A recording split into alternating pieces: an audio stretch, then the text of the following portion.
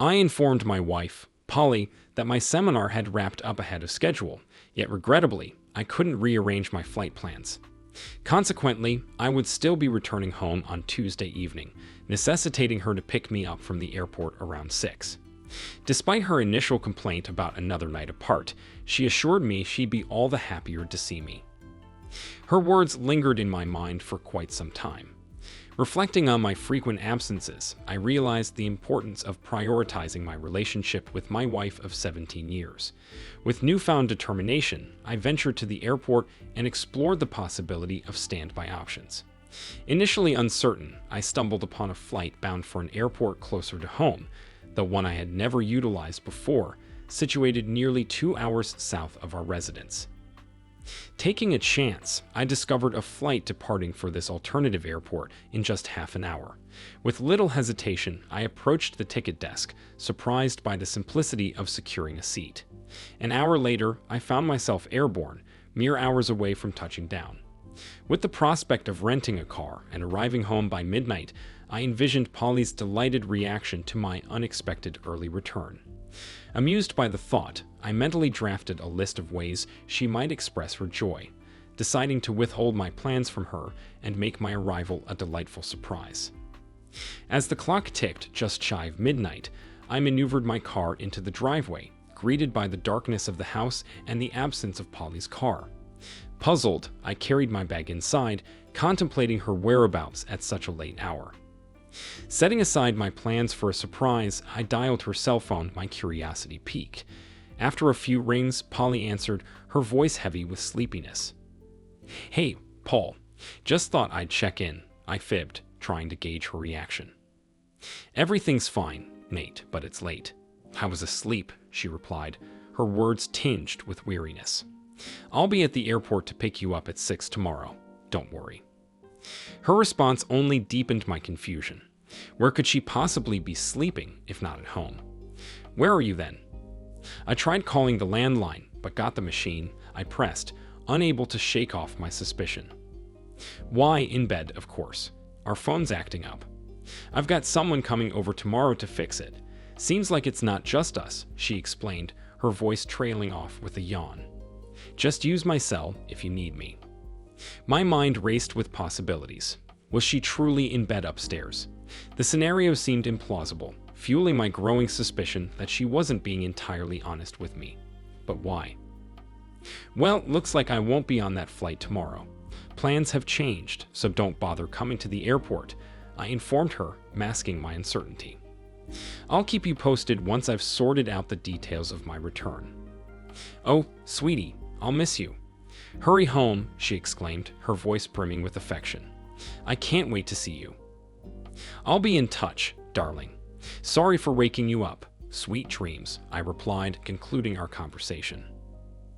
"I will," she assured me, and as she hung up, did I catch a hint of laughter in her voice. Dialing our home phone, it rang without issue. Tempted momentarily to stage a conversation with myself, I dismissed the idea and instead embarked on a search throughout the house, checking under the bed and every conceivable hiding spot. Alas, E had vacated the premises. Though I'm in sales, not rocket science, my instincts kicked in, detecting something amiss. Admitting my own folly, I resolved to take action. Rising early the following morning, I discreetly relocated the rental car across the street. Around 7 a.m., Polly's car pulled into the driveway, accompanied by a male passenger. Ducking into a nearby closet, I left the door slightly ajar, eavesdropping on their exchange. "Just need to change and head to work," Polly informed her companion. "I'll grab some clothes for tomorrow to save us a trip back in the morning. Be back in 10.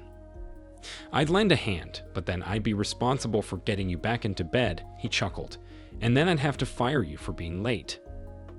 "I doubt you'd have the heart to fire me." Polly's voice drifted down from upstairs. "You seem to enjoy having me under you too much. Even your wife thinks I'm the perfect secretary. What would you say to her?" So, this was Polly's new boss, the one she described as obnoxious and arrogant. I couldn't help but wonder what she saw in him, given her initial impression. He'd only been with the company for a couple of weeks, if memory served me right. Clearly, he was a fast mover. I told her you were the same age as her mother and weighed 220 pounds. Her boss chuckled. When she sees you, I might have to let you go anyway. And I mentioned I was house hunting this week. Looks like I won't be straying too far from the hotel for a couple of days. Polly rejoined the conversation, looking stunning as ever, and Mr. Boss, was his name Johnny, pulled her close, planting a slow, wet kiss on her lips. My blood boiled with a mix of jealousy and rage. I fought the urge to grab an umbrella and shove it where the sun doesn't shine. Why don't you plan on spending tomorrow night with me here? We'll go to dinner and be back by 8 p.m. Who knows, you might get lucky, and after you're done with the owner, we can explore every room, Polly suggested with a playful grin. Interested in that tour? What if hubby comes home early? Inquired the boss.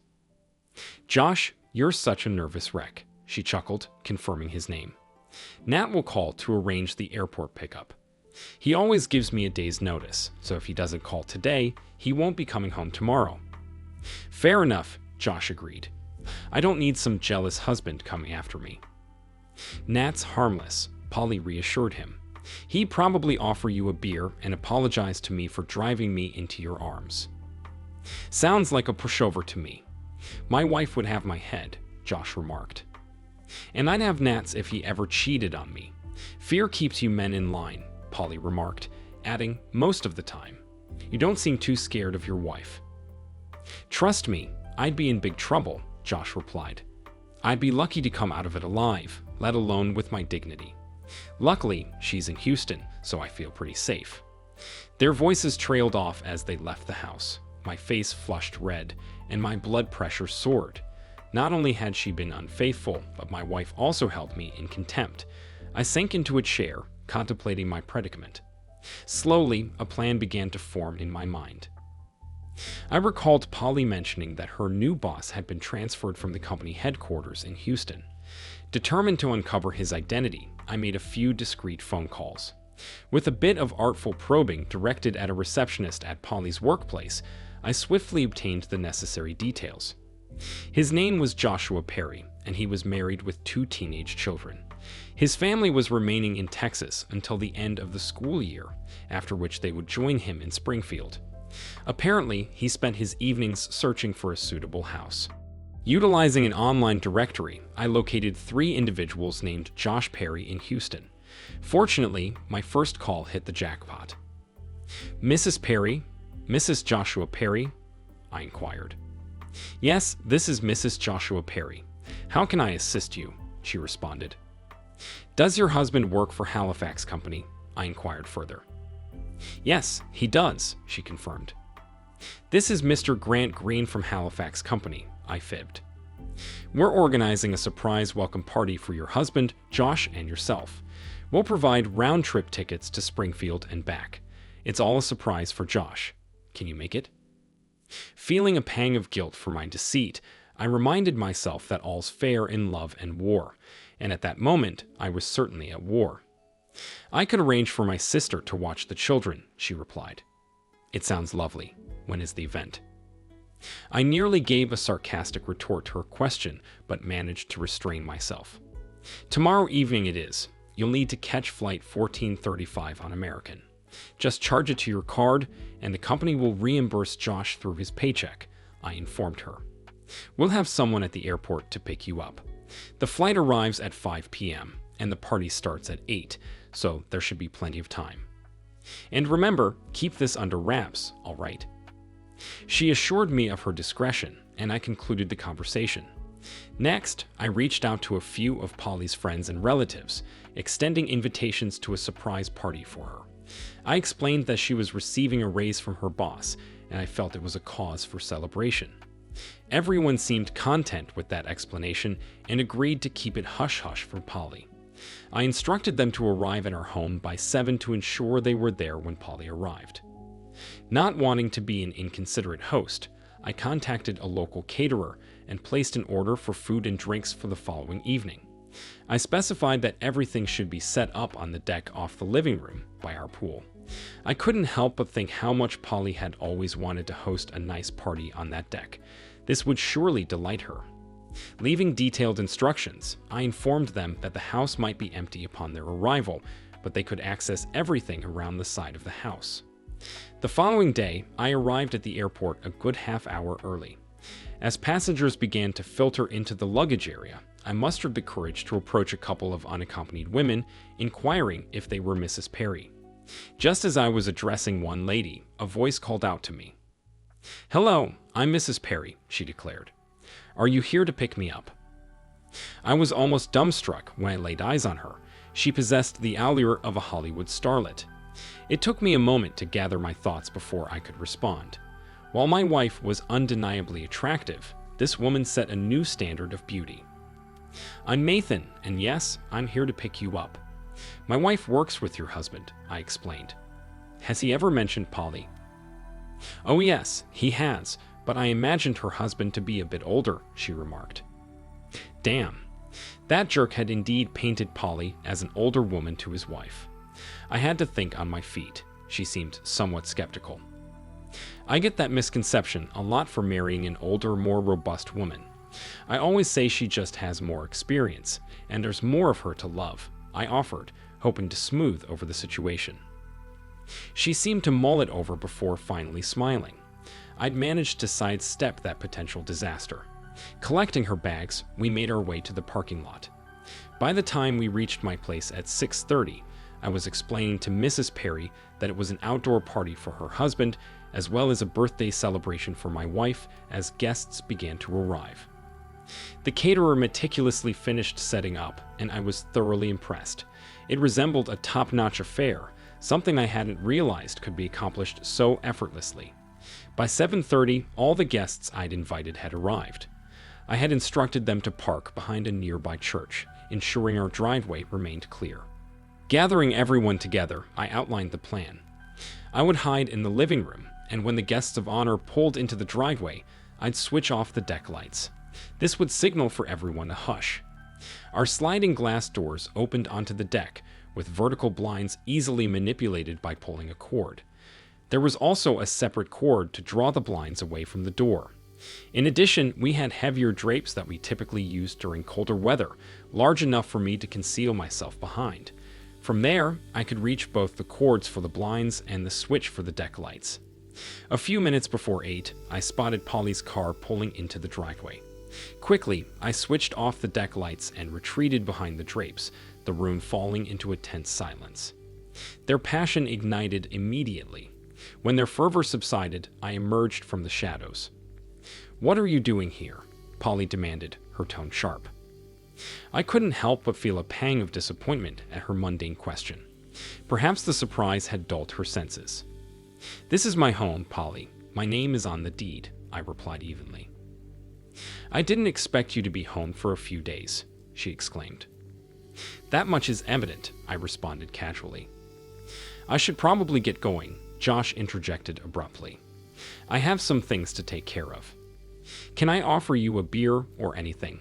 I offered, breaking the tension. Both Josh and Polly seemed taken aback by my gesture. I could almost see the gears turning in Josh's mind as he reconsidered Polly's assessment of me, offering him a beer.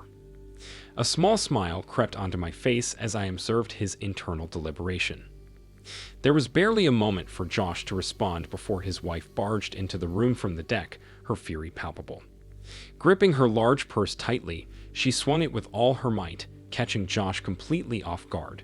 He stood frozen, unable to defend himself, and I watched as he was propelled about 5 feet from where he had been standing. Following her, Polly's mother and sister entered the room, greeted by the sight of Polly still unclothed. "Put some clothes on, Polly, you disgrace," her mother spat, thrusting Polly's dress towards her. "And wipe that smirk off your face, sis," Polly's sister Sally chimed in. "That performance you just gave, you could consider a career in adult entertainment." Polly was left speechless, her shock evident. With a flick of the switch, I illuminated the deck lights, revealing another 20 pairs of eyes peering in. I ventured outside, grabbing a plate of potato salad and wings before returning indoors with a can of beer. Settling into a chair, I observed Josh struggling to sit up and Polly attempting to find her voice. It was undeniably a chaotic scene. As I chewed on a wing, I couldn't help but acknowledge that while I hadn't orchestrated this mess, Polly and Josh had brought it upon themselves, dragging their loved ones into the turmoil. In the grand scheme of things, discovering the truth and moving forward was ultimately for the best. Eventually, the chaos subsided. One of Polly's cousins escorted Mrs. Perry to a nearby motel, while another cousin aided Josh to his car and drove him to his own lodging. Polly's mother offered to take her home, but Polly declined. "I know you must be upset," Polly's mother addressed me, "and Polly really deserves a good scolding, but I believe she's already suffering." With those words, they departed, leaving Polly and me alone. She disappeared into the bathroom, and soon the sound of the shower filled the silence. Left to my own devices, I savored the taste of beer and wings, reflecting on the evening's tumultuous events. Rarely in life did plans align so perfectly and yield such results. After devouring all the salad and wings I could manage, I set about tidying up the aftermath of the gathering. Wrapping up leftovers and storing them in the fridge and freezer consumed quite some time. By the time I settled down with my final beer of the night, it was already midnight, and a sense of tranquility washed over me. Polly entered the room and took a seat opposite me. "I hope you're satisfied. You've done everything in your power to ruin my life tonight," she lamented. "Even my own family now views me as some worthless woman. Is that what you wanted?"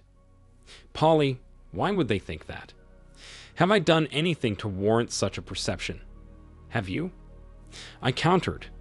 "The only reason for anyone to believe that is when your boss crosses the line. Would any rational person consider that the behavior of a worthless woman? If you thought there was an issue between us, you could have come to me instead of throwing a damn neighborhood gathering," she hissed, her voice edged with anger. "We have a problem." I chuckled incredulously. "So you're saying if there were an issue, you talked to me before seeking solace with some stranger?" "I never intended to hurt you, Nat. I never imagined you'd find out," Polly reasoned, her tone softer now. "You hurt me deliberately." "So hosting a surprise party for my beloved wife at our home is worse than betraying our marriage vows?" I questioned. "I doubt many people would agree with that." Then she voiced the words I'd been waiting to hear. "If you had been more present, this wouldn't have happened," Polly reasoned. "You weren't giving me enough attention, so I fell for Josh's charm. I felt alone and vulnerable." I couldn't help but laugh, filled with a sense of irony. She was attempting to shift the blame onto me, expecting an apology for her infidelity. As I closed the bedroom door behind me and locked it, a wave of relief washed over me. The chains of emotional entrapment were finally broken. I was free, both emotionally and soon legally. A new chapter awaited, and I welcomed it with open arms. Epilogue. The days following the revelation of Polly's infidelity were a whirlwind of emotions for Nathan. As he processed the betrayal, he found a strange sense of liberation mingling with the pain. The confrontation with Polly and the subsequent fallout from their friends and family had torn away the facade of their marriage, revealing cracks Nathan had been blind to for too long. In the weeks that followed, Nathan filed for divorce. The process was neither easy nor pleasant, but with each legal document signed, he felt a weight lifting from his shoulders. He moved out of their shared home, opting for a small apartment downtown. It was modest, but it was his, free from the memories of a marriage tainted by lies and deceit. At first, the solitude was daunting. Nathan had grown accustomed to the presence of another person in his life, even if that person had betrayed him. But as the days passed, he found solace in the quiet, in the freedom to rediscover himself without the expectations and demands of a failing relationship. He threw himself into his work, channeling his energy into his sales career with renewed vigor.